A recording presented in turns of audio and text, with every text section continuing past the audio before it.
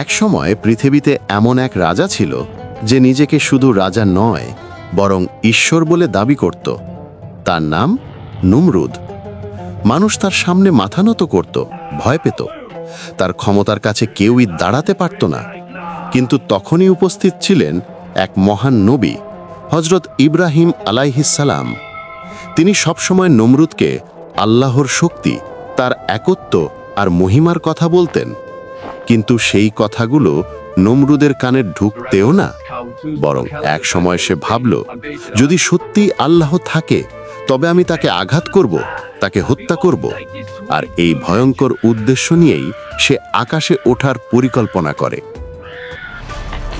নমরুদ তৈরি করল বিশাল এক কাঠের খাঁচা, যেন এক ভয়ঙ্কর প্রাচীন প্রযুক্তি।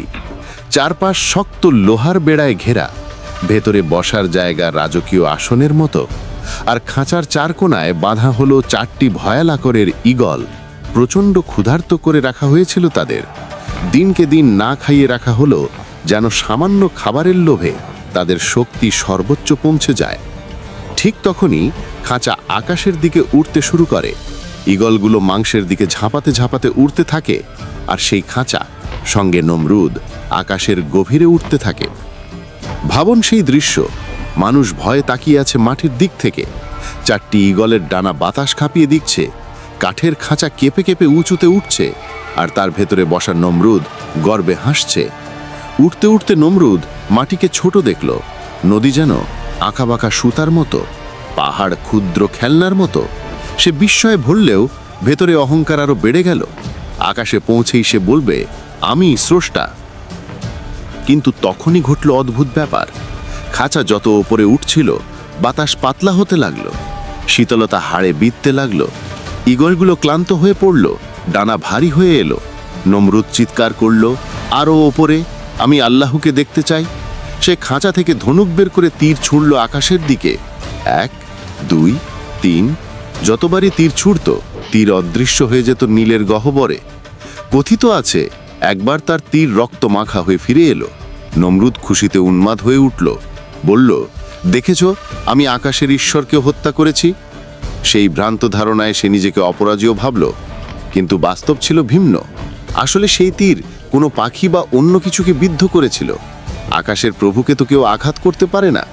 আল্লাহ তাকে কেবল তার সীমাহীন অহংকারে আরো বিভ্রান্ত করে দিলেন। শেষে ঈগলগুলো আর পারল না।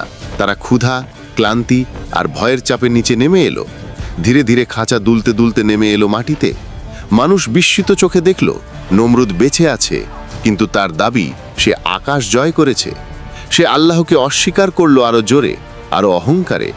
কিন্তু ইতিহাস সাক্ষী, আল্লাহর সঙ্গে লড়াইয়ে জয়ী হওয়ার শক্তি কারো নেই।